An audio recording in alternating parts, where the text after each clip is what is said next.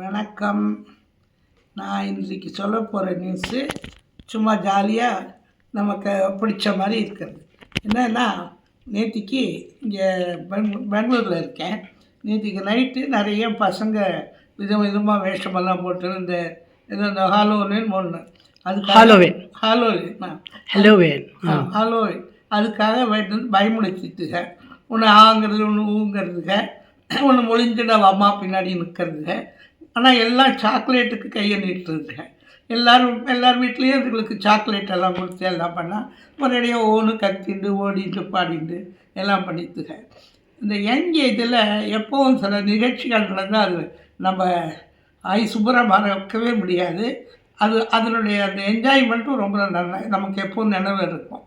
நான் சின்னவளாத்துக்கு இந்த மாதிரி தான். இவள் ஏதோ பேரெல்லாம் சொல்லி பண்ணுறான். அப்போ வேறு மாதிரி இருக்கும். என்னென்னா, நாங்கள் ஒரு 10 பெண்கள் குரூப்பாக ஒரு 8 வயசு 10 வயசுக்குள்ளே தான் இருப்போம். எல்லாருமா சேர்ந்து ஸ்ரீஜெயந்திக்கு முன்னாடி ஒரு சொம்பு எடுத்துட்டு ஒரு வீட்டுக்காக போய் ஸ்ரீஜெயந்தி அம்பாரம், சிவராத்திரி அம்பாரம், எண்ணெய் அப்படிம்போம். அவள் வீட்டில் ரொம்ப விளையாட்டாக தான் பேசினா எல்லாருக்குமே தெரிஞ்சவா தான். தெருப்பூரவே எல்லாருக்கும் எல்லாரையும் தெரியும். அது இப்போ மாதிரி ஃப்ளாட் சிஸ்டம் கிடையாது, இந்த தனித்தனி வீடு இது தான். அதனால் எல்லோரும் ஏதாவது விசாரிச்சுட்டு கொஞ்சம் எண்ணெய் எல்லாம் குத்தி கொடுப்பா.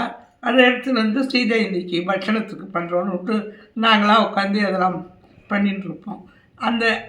அதே மாதிரி இந்த அடுத்த இதில் என்னென்னா, புரட்டாசி மாதம் எப்பவும் ரொம்ப விசேஷமாக இருக்கும். அப்போ மற்ற பசங்கள் எல்லாருமா ஒரு சொம்பு எடுத்துட்டு அந்த சொம்பில் என்னென்னா தேய்ச்சி நாமத்தெல்லாம் போட்டு கோவிந்தா கோவிந்தான்னு ஒரு வீடாக வரும். அரிசி போடுறா கோவிந்தா, அரிசி பானையில் அரிசி இருக்குது, அள்ளி போடுறா கோவிந்தா அப்படின்னு ஒரு பையன் சொல்லும். உடனே எல்லாம் கோவிந்தா கோவிந்தா அப்படிங்குவோம். எல்லாருமா ஓடி வந்து ஆடி எல்லார் வீட்லேயும் அரிசியும் போடுவாள். ஏன்னா எல்லாருக்குமே தெரிஞ்சவா தான் ஒருத்தரோட ஒருத்தர். அது ஒரு என்ஜாய்மெண்ட்டு, அது ஒரு வேடிக்கை. இதே மாதிரி தான் அதுவும். இந்த மாதிரியான ஒரு என்ஜாய்மெண்ட்டில் ஒரு சில நிகழ்வுகளும் நடக்கும். இப்போ நான் சொன்னது ஃபன்னு, எல்லோரும் வேடிக்கையாக அதை எடுத்து இதையே வேண்டுதலுக்கும் பண்ணுறது உண்டு. என்னென்னா, பெருமாளுக்கு வேண்டிட்டு இதே மாதிரி ஒரு இடத்துக்கும் போய் பிச்சை வாங்கி அந்த இதை உண்டியலில் போடுறது. அது எப்படின்னா, ஒரு குழந்தை இல்லாதவா திருப்பதி பெருமாளுக்கு வேண்டிப்பாள். இந்த மாதிரி குழந்தை பிறந்ததுன்னா நான் அந்த குழந்தைக்கு ஒன் பிச்சை, நீ போட்ட பிச்சை அப்படிங்கிறதுனால அந்த குழந்தைக்கு பிச்சைன்னு பேர் வைக்கிறோம். அதே மாதிரி அந்த குழந்தைய இப்போ 4 இடத்துல பிச்சை வாங்கி உனக்கு உண்டியலில் சேர்க்குறோன்னு ஒரு வேண்டுதல் இருக்குது. அது மாதிரி அவள் பண்ணுவாள். அதுவும் ஒரு நல்ல நிகழ்வு தான். அதில் ஒரு கதை, ஒரு நிகழ்ச்சி கொஞ்சம் சுவாரஸ்யமானது. என்னன்னா, எங்கள் மாமியாருக்கு தெரிஞ்சவா, எழுத்தாப்பில் இருக்கிறவா. அந்த மாமி அவள் பிள்ளைக்கு குழந்தை பிறந்தா அந்த குழந்தைய வச்சு இப்போ 4 இடத்துல பிச்சை வாங்கி உனக்கு போடுறேன், பிச்சைன்னு பேர் வைக்கிறேன்னு சொன்னான். பிச்சைங்கிற பேர் உங்களுக்கே தெரிஞ்சிருக்கும், சுந்தர் பிச்சைங்கிற மாதிரி நிறைய இந்த காமன். அது எல்லாருமே அது மாதிரி வைப்பான். இந்த மாதிரி இதுவும் பண்ணிவிட்டு பண்ணுறது உண்டு. ஒரு குழந்தை ரொம்ப நாள் கழிச்சு போடுறா, அப்போல்லாம் பிள்ளை குழந்தை பிறக்கணும்னு வேண்டிப்பா. அது இப்போ அப்படி கிடையாது. யாரும் பெண் ஆணுன்னு வித்தியாசம் சொன்னால் உதப்பா. அதனால் அவள் குழந்தை பிள்ளை பிறந்தா பிச்சைன்னு பேர் வைக்கிறேன்னு வேண்டிப்பா. அது மாதிரிலாம் உண்டு. அது மாதிரி அந்த மாமி அந்த குழந்தைக்கு பிச்சைன்னு பேர் வச்சுட்டான். அது ஒரு 8 வயசுக்கு 10 வயசு இருக்கும்.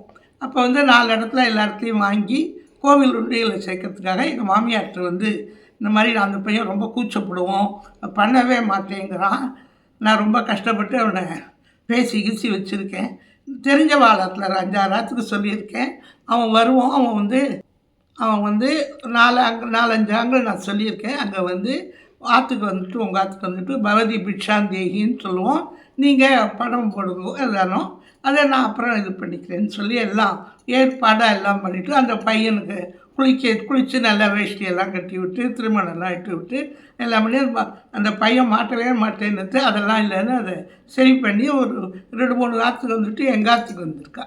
அப்போ எங்கள் மாமியாருக்கு அது ரெடியாக இருந்திருக்கார். ஆனால் அவர் அப்போ போய் எங்கேயோ கடைக்கோ எங்கேயோ போயிட்டார்.